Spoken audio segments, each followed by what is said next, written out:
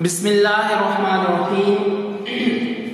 तो बेटा हमने एक चैप्टर शुरू किया हुआ था बायो एनर्जेटिक का, उसमें जस्ट मैं डेफिनेशन ही करवा सका था।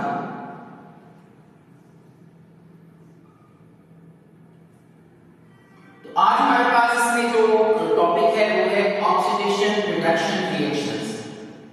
ये सारा केमिस्ट्री वाला टॉपिक है, ठीक है।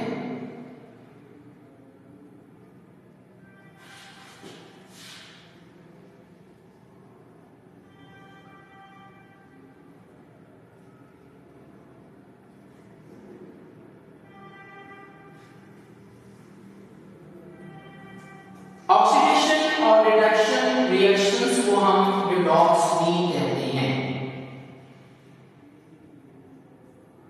और मैंने आपको ये बात बताई थी कि स्पेशली जब भी हम ऑक्सीडेशन या रिडक्शन की बात करते हैं तो इसमें हम रिफरेंस करते हैं इलेक्ट्रॉन को।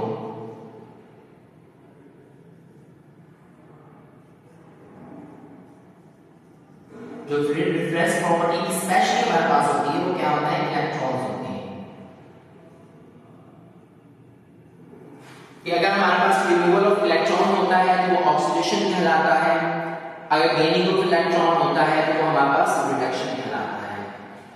अब ये हमेशा बात ध्यान में रखना कि हाइड्रोजन अगर इलेक्ट्रॉन रिमूव करे तो मैंने बताया था हाइड्रोजन आयन बनता है, इलेक्ट्रॉन गेन करे तो हाइड्राइड आयन बनता है। जहां भी साइंस के अंदर दोनों की हाइड्रोजन की बात होगी तो उसको हमेशा हम रेफर करते हैं इलेक्ट्रॉन के साथ, ठीक है। ये बात ज़हन में बिठा लो कि अगर कभी कहो कि भाई उसने एक हाइड्रोजन रिमूव किया है, उसने एक हाइड्रोजन गेन किया है, तो मींस हमारे पास वहां पर क्या होगा, इलेक्ट्रॉन रेफर किया जाएगा।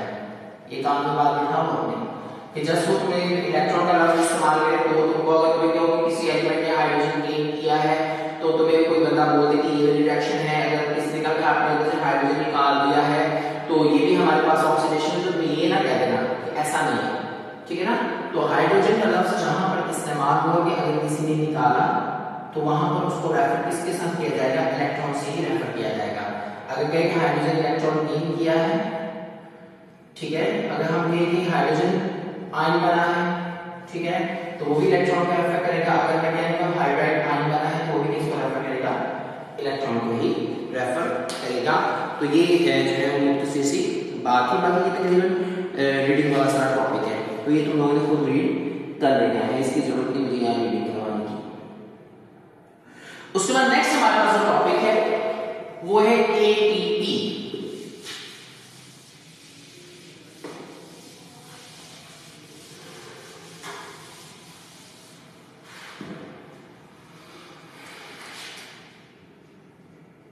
ADP adenosine triphosphate. पहले मैं ये बता करता हूं कि ये एडिनोसिन होता क्या है। एडनिन जब 5 कार्बन शुगर मीन्स राइबोस, ये क्लास में मैंने बातें बताई कि वो हमारे पास शुगर जिसमें कार्बन के 5 एटम्स होते हैं वो हमारे पास क्या कहलाती है, राइबोस शुगर। जब एडनिन और मैंने बताया था कि नाइट्रोजन बेसिस किताब शायद मैं जब मैं समझा रहा था तो उसमें बताया था कि 4 तरह के नाइट्रोजन बेसिस होती है जो डीएनए के अंदर मौजूद होती है, ठीक है ना। एक हमारे पास ये उस पर डीएनए की बेसिस में समझाया था, adenine, thymine, guanine and cytosine. तो जब एडेनिन जो है वो राइबोस शुगर के साथ मिलता है तो हमारे पास कंपाउंड कौन सा बन जाता है, एडिनोसिन, ठीक है ना। तो मैं कहता हूं थायोसिन, ग्वासिन, ठीक है ना। तो ये हमारे पास सारे के सारे कंपाउंड्स कौन से होंगे कि जिसके अंदर जो है वो 5 कार्बन शुगर यानी राइबोस ने अगर किसी भी नाइट्रोजन बेस के साथ रिएक्शन किया हो तो उसके आगे हमारे पास ऑसिन आता जाएगा, ये इसकी पहचान, ठीक है। तो एडिनोसिन ट्राइफॉस्फेट जो है, जब भी हमारे पास एनर्जी किसी भी बायोलॉजिकल प्रोसेस के अंदर जब भी एनर्जी प्रोड्यूस होती है, बायोलॉजिकल प्रोसेस की बात कर रहा हूं, ये मतलब ध्यान में बिठाना ये कॉन्सेप्ट, तो हमेशा एनर्जी जो प्रोड्यूस होगी वो एटीपी की फॉर्म के अंदर प्रोड्यूस होगी, और एनर्जी जब भी लिविंग ऑर्गेनिजम्स के अंदर स्टोर होगी हमेशा किस फॉर्म के अंदर होगी, एटीपी की फॉर्म के अंदर। मींस कि हमारे पास लिविंग ऑर्गेनिज्म में वहां जो सोर्स एनर्जी का है वो एटीपी है। कोई भी फंक्शन किसी भी लिविंग ऑर्गेनिज्म में किसी तरीके का कोई फंक्शन करना है, फॉर एग्जांपल उसने मूवमेंट करनी है, उसने खाना है, उसने पीना है, उसने बैठना है, उसने उठना है, इवन के जितने भी लिविंग ऑर्गेनिक प्रोसेस चलते हैं उन सब प्रोसेसेस के लिए एनर्जी की जरूरत होती है, और वो अपनी एनर्जी की रिक्वायरमेंट्स किससे पूरी करते हैं, एटीपी से। कभी भी एनर्जी एटीपी की सूरत में यूटिलाइज नहीं हो सकती because it is the potential energy, और पोटेंशियल फॉर्म के अंदर कोई भी एनर्जी का इस्तेमाल नहीं होती। जब तक इनका बॉन्ड नहीं टूटता तब तक एनर्जी जो है वो पोटेंशियल फॉर्म के अंदर रहेगी। अब इसमें हमारे पास जो है ट्राइफॉस्फेट का इस्तेमाल किया, इसमें हमारे पास फास्फोरस के 3 एटम्स होते हैं। तो अब समझ में बात ये आ गई कि जो आप लोगों का एटीपी है इसमें 3 तरह के यूनिट्स हैं। कितने यूनिट्स हैं, 3 तरह के यूनिट्स हैं। एक यूनिट हमारे पास क्या हो गया, 5 कार्बन शुगर, और बड़ा सबको समझ आ रहा है ना, ध्यान से बात समझ जाओ, R राइबो शुगर, सेकंड हमारे पास है एडेनिन, और जो आप लोगों का एटीपी होता है इसमें एडेनिन का डबल रिंग होता है, 2 रिंग्स होते हैं इसमें, ठीक है। एंड नंबर 3 फास्फेट आयन या एटम्स, 3 होते हैं, ठीक है ना, जो लीनियर फॉर्म के अंदर जो वो जुड़े हुए होते हैं, लीनियर चेन से जिस सिचुएशन तुम कह सकते हो। तो हमारे पास लिविंग ऑर्गेनिज्म के अंदर जो एनर्जी का वहां सोर्स है वो सिर्फ एटीपी है, और कभी भी एनर्जी इस फॉर्म के अंदर यूटिलाइज नहीं होती।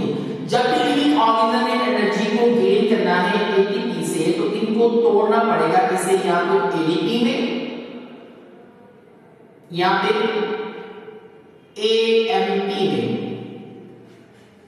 ये हमारे पास एब्रिविएशन है एडिनोसिन डाइफॉस्फेट,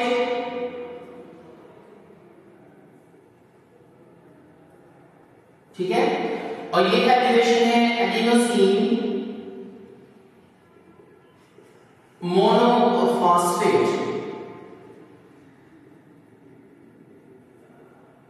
ठीक है। अभी यहां पे स्ट्रक्चर इसका ड्रॉ कर रहा हूं एटीपी का, बिल्कुल सिंपल स्ट्रक्चर ताकि तुम्हें समझने में आसानी रहे।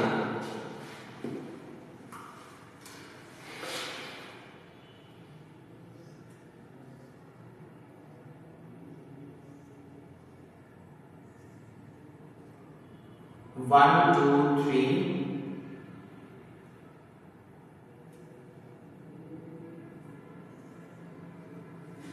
ठीक है, ये 5 कार्बन शुगर का स्ट्रक्चर है। 1, 2, 3, 4 and 5 नंबरिंग कर लेते हैं। 1, 2, 3, 4, 5। थोड़ा मैं इसको 4 को हटा के इस कॉलम के ऊपर लिख देता हूं ताकि अब हमारे इस तरीके से, ठीक है। ये 4 कार्बन है, 5 कार्बन शुगर हमारे पास हो गई, और इसके साथ सेकंड कार्बन के साथ जो है 2 रिंग जुड़े होते हैं आप लोगों के एडेनिन।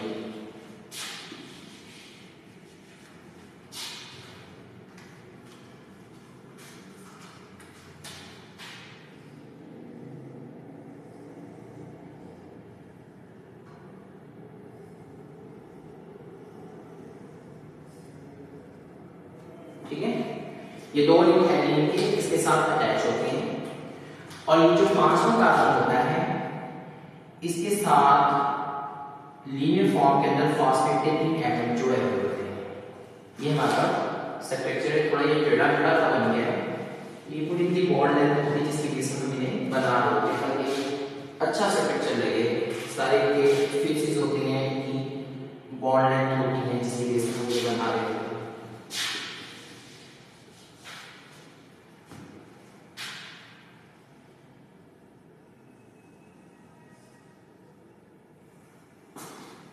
ये हमारे पास है एडेनिन का डबल रिंग,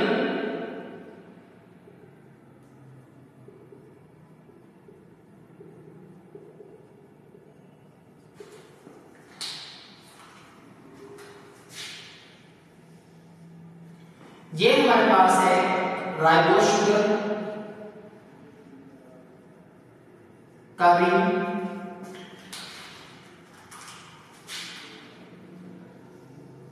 और ये हमारे पास है 3-फॉस्फेट की linear chain.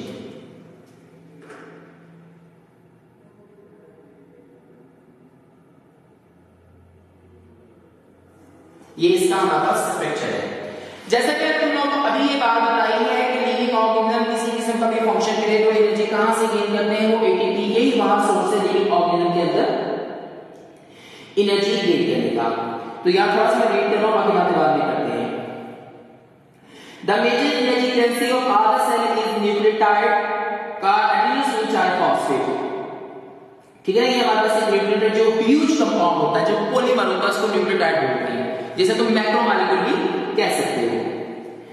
It is the main energy source of majority of the cellular function like synthesis of macromolecules, DNA, RNA and protein, movement, transmission of nerve impulses, active transport, exocytosis and endocytosis। ये सारे process करने के लिए energy ATP के form के अंदर जो है वो दरकार होती है, लेकिन इस फॉर्म में कभी भी यूज नहीं होती।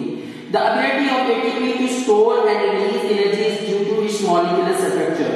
ठीक है ना, इसके मॉलिक्यूलर स्ट्रक्चर इस तरीके का होता है। अपने मॉलिक्यूलर स्ट्रक्चर के अंदर असल में जो एनर्जी हमारे पास निकलती है वो एटीपी से निकलती है, सॉरी जो आप लोगों का फॉस्फोरस एटम इससे निकलती है, मतलब मॉलिक्यूल से निकलती है।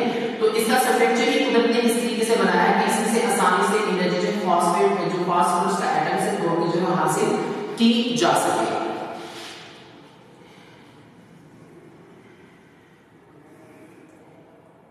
Each ATP molecule has 3 subunits, जैसे मैंने यहाँ पे लिखे हैं। नंबर 1 एडेनिन, एडेनिन का होता है डबल रिंग, ये नाइट्रोजन बेस है। राइबोस शुगर जो 5 कार्बन शुगर होती है, and three phosphate group in linear chain. The covalent bond connecting 2 phosphate. अब देखो, अब यहाँ पर 3 फॉस्फेट एटम जुड़े हुए हैं। यहाँ पे देखा है कि यहाँ पर मैंने कोवलेंट बॉन्ड शो किया है, लेकिन ये कोवलेंट बॉन्ड मैंने इस फॉर्म के अंदर लिखा है। ये आप लोगों को ये वाला साइन, इस साइन को हम बोलते हैं केडी। क्या बोलते हैं? इस साइन को हम, इस साइन को क्या बोलते हैं? केडी का साइन बोलते हैं। ये भी कोवलेंट बॉन्ड को शो करने के लिए हम नोटेशन यूज करते हैं, लेकिन ये जो केडी वाला कोवलेंट बॉन्ड होता है, ये इस बात की अलामत होती है कि ये बॉन्ड इंतहाई स्ट्रांग है। स्ट्रांग बॉन्ड को जो है ये रिप्रेजेंट, ये साइन करता है। ठीक है, अब जैसे मैंने तुम्हें बताया है कि एनर्जी जब भी प्रोड्यूस होती है, स्टोर होती है, वो एटीपी की फॉर्म में होती है। कभी भी एटीपी की फॉर्म के अंदर एनर्जी को यूटिलाइज नहीं किया जा सकता। लिहाजा जब भी किसी भी लिविंग ऑर्गन को कोई भी फंक्शन करने की जरूरत होती है, तो इसमें हमारे पास तरतीब ये वाली होती है 1 2 3, ये वाली हमारे पास तरतीब होती है। तो उसमें जब हमारे पास एटीपी को से एनर्जी लेनी है, तो सबसे पहले कंपाउंड में से एक फास्फोरस को निकाल दिया जाएगा। ये फास्फोरस हमारे पास क्या है? इनऑर्गेनिक एलिमेंट है, ये ऑर्गेनिक एलिमेंट नहीं है। तो किताब में पीआई से मुराद यहाँ पर क्या है? इनऑर्गेनिक एलिमेंट है। तो एटीपी जब तोड़ी जाएगी एनर्जी को गेन करने के लिए, तो यहां पर जो है एक फास्फोरस जब इसमें से निकल जाएगा, फिर बताओगे इनऑर्गेनिक के लफ्ज से ईमान नहीं पढ़ लेना, ये पीआई मींस इनऑर्गेनिक एलिमेंट है। तो ये एटीपी फॉर्म इसमें चेंज हो जाएगा एडीपी में। तो एक फास्फोरस का जब एटम उतारा तो उसमें से हमारे पास एनर्जी जो है 7.3 किलो कैलोरी पर मोल एनर्जी जो है रिलीज होगी। 7.3 किलो कैलोरी पर मोल इतनी एनर्जी जो है वो रिलीज होगी, और यही जो एनर्जी रिलीज होगी फास्फोरस एटम के बॉन्ड टूटने की वजह से, और इसे यही एनर्जी हमारे पास मुख्तलिफ तरह के जो फंक्शन लिविंग ऑर्गेनिजम्स के अंदर है उसको चलाने के लिए इस्तेमाल होगी। अगर आप बहुत ज्यादा हैवी वर्क कर रहे हैं, आपका प्रोसेस बहुत लंबा चौड़ा जिससे नहीं हो रहा है, जैसे आपका डाइजेशन होता है, आप लोगों का एक्सक्रीटरी सिस्टम होता है, इसमें एनर्जी की इंतहाई बहुत ज्यादा मिकदार में जरूरत होती है। जितने बड़े बड़े ह्यूज फंक्शंस हैं जिनको टाइम ज्यादा लगता है उनके अंदर एनर्जी की मिकदार ज्यादा यूज होगी। तो अगर आप लोगों का प्रोसेस ज्यादा एनर्जी वाला है तो यहाँ पर मजीद एनर्जी को गेन करने के लिए जो एटीपी होता है, अगर मजीद एनर्जी यूज हो तो इसमें से सेकंड फास्फोरस भी निकाल दिया जाता है। फिर हमारे पास कंपाउंड एटीपी से किसमें चेंज हो जाता है, एएमपी में, और इतनी मिकदार के अंदर ये डबल एनर्जी निकलेगी। 7.3 है तो दैट सेकंड जो फास्फोरस जब निकालेंगे उसमें हमारे पास एनर्जी कितनी निकलेगी, इतनी ही निकलेगी, लेकिन टोटल हमारे पास एनर्जी कितनी बनेगी 7.3 इक्वल टू 614 किलो कैलोरी पर मोल। ठीक है, तो जैसे आप एक फास्फोरस एटम निकलने से जितनी एनर्जी रिलीज हुई, सेकंड निकलने से कितनी रिलीज होगी, थर्ड निकलने से भी उतनी ही रिलीज होगी। ठीक है ना, तो उस वक्त एटीपी को एएमपी में बदला जाता है जब आपकी एनर्जी, आपका प्रोसेस बहुत ज्यादा टफ है, कॉम्प्लेक्स है, एक पूरे स्टेप्स के अंदर वहां एनर्जी की ज्यादा मिकदार की जरूरत होती है, तो तब हमारे पास सेकंड फास्फोरस जो है वो तोड़ा जाता है। तो यहां पर तकरीबन एनर्जी की रिक्वायरमेंट यहां सेकंड तोड़ते जो है कंप्लीट होती है, इससे तोड़ने की हाजत आती नहीं है। अब जब आप जो है वो अपना काम कर लेते हो, अपना जो भी फंक्शन जिसे बच्चा कर रहा है वो जब कंप्लीट हो जाता है तो दोबारा एनर्जी को इस फॉर्म में जाना होता है। अगर तुम्हारी एटीपी एएमपी के अंदर बदला है, इसमें एएमपी में, तो इसमें हम फास्फोरस एक एटम और जोड़ेंगे। अगर तुम्हें ऐसे नहीं लिखना, ये दूसरे सेकंड तरीके से ये लिख सकते हो, एएमपी लिखो और इसके साथ एनर्जी की अमाउंट लिख दो 7.3, तो ये किसको रिप्रेजेंट करेगा, इसको रिप्रेजेंट करेगा, तो फौरन हमारे पास एएमपी किसमें चेंज हो जाएगा, एटीपी में। लगी समझ सकते हो बात की। और फिर एटीपी को जो है वो एटीपी में चेंज करना है, तो फिर एटीपी के अंदर इतनी ही एनर्जी तो फिर स्टोर करोगे 7.3, तो एटीपी इसमें चेंज होगा एटीपी। तो इस तरीके आपने जैसे अब ये जो आप इनको एएमपी एटीपी में बदल रहे हो, एटीपी को एटीपी में बदल रहे हो, लिहाजा बाहर से आपको फूड लेनी पड़ेगी, एनर्जी की और मिकदार लेनी पड़ेगी। जब एनर्जी दे जाएगी तो उसकी जो है मेटाबॉलिज्म होगी, तो उससे जो एनर्जी निकलेगी तो वही आपकी जो है वो एटीपी को एटीपी में और एटीपी को एटीपी के अंदर चेंज करता जाएगा। तो इस तरह आपके जिस्म के अंदर जो है एटीपी जो है एटीपी एएमपी के अंदर टूटती रहती है, एएमपी एटीपी में, एटीपी एटीपी में चेंज होता रहता है। इस तरह हमारा जिंदगी के प्रोसेस जो है वो चलते रहते हैं एनर्जी को गेन कर करके। The common bond connecting two phosphate is indicated by tree। बड़ा यहाँ पर बात बहुत है कि एक फास्फोरस जो कार्बन 5 से मैंने जोड़ा है वो ये वाले कोवलेंट बॉन्ड से जोड़ा है, बाकी दो को मैंने इस बॉन्ड अब यहाँ ही मैंने शो किया। ठीक है ना, तो ये अपने ज़हन में बात उठा लो, ये होता है कि सिर्फ हमारे पास जो दो फास्फोरस है, सही है, इसका इसके साथ इसका इसके साथ दो साइड्स मैंने शो किए। ठीक है ना, तो यहाँ पर जो है दो फास्फोरस जो है ये यूटिलिटी के साइन से, यहाँ पे ये दोनों फास्फोरस इनकी के साइन से जुड़े हैं, मतलब यहाँ पे इनकी बॉन्डिंग इसकी बॉन्डिंग इससे मजबूत है, इसकी बॉन्डिंग इसके साथ मजबूत है, लेकिन इसकी बॉन्डिंग इसके साथ क्या है, वीक है। ये बात समझ में उठा लो। ठीक है, तो यहाँ यही बात कर रहे हैं, the covalent bond connecting two phosphate is indicated by triple sign and it is a high energy bond. The energy in this bond is released as break and inorganic phosphate gets separated from ATP. The breaking of one phosphate bond releases about 7.3 kilocalories energy per mole of ATP as linked equation की जो मैंने तैयार की है आप लोगों के सामने। In common energy reactions, only the outer of two high energy bonds दे। अगर आपका नॉर्मल कोई फंक्शन हो तो उसमें एक ही बाहर वाला फर्स्ट वाला जो है फास्फोरस तोड़ोगे। अगर कोई कॉम्प्लेक्स प्रोसेस हो रहा है तो आप लोगों को सेकेंडरी आपकी जिसके अंदर जो कुदरती मैकेनिज्म बना है वो सेकेंडरी फास्फेट को भी तोड़ देगा और आपको डबल एनर्जी गेन हो जाएगी। In common energy reactions, only the outer of two high energy bonds breaks.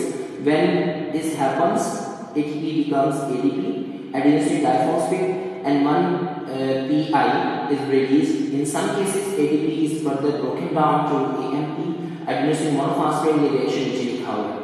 Cell constantly recycle ADP by combining it with PI to form ATP.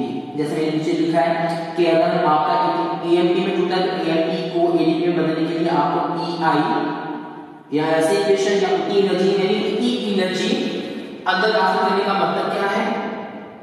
PI चाहिए तो या एनर्जी की मिकदार इतनी एनर्जी तुम जब AMP में डालोगे तो रेफर किसको करेगा? PI को रेफर करेगा तो हमारे पास ADP बनेगा.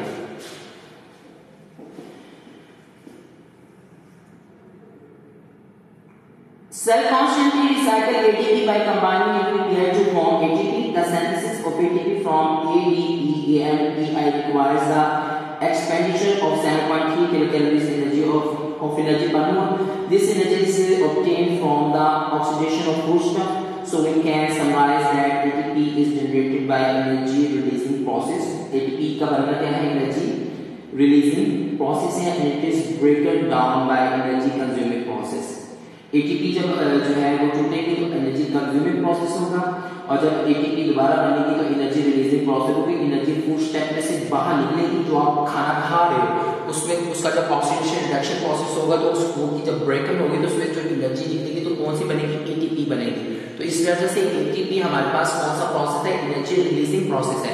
लेकिन ATP जब टूटकर ADP और AMP बनाता है प्रोसेस हमारे पास क्या है? एनर्जी कंज्यूमिंग प्रोसेस है. ये बात ध्यान में रखा. In this way, ATP transfer energy between metabolic reactions. Because ATP play a central role as energy currency in the organism, it must have appeared in the early history of life. अब वो कह रहे हैं कि ATP जो है तमाम organism के अंदर एनर्जी करेंसी के तौर पर एक सेंट्रल रोल अदा करती है. लिहाजा जब जिंदगी का वजूद आया था तो उसी वक्त ATP का भी वजूद है हमारे वजूद में आ चुका था. ATP उस वक्त जो सबसे पहले ऑर्गेनिज्म इस दुनिया में आया उसी के अंदर जो है ATP बनने का प्रोसेस शुरू हो चुका था. बेटा यहाँ तक सबको समझ आ गई? अगर किसी को कोई पॉइंट समझ नहीं आया तो मुझे कमेंट के अंदर बता दें या कॉलेज में आके मुझसे पूछ ले. अल्लाह ताला सबका हामी हो नासिर हो.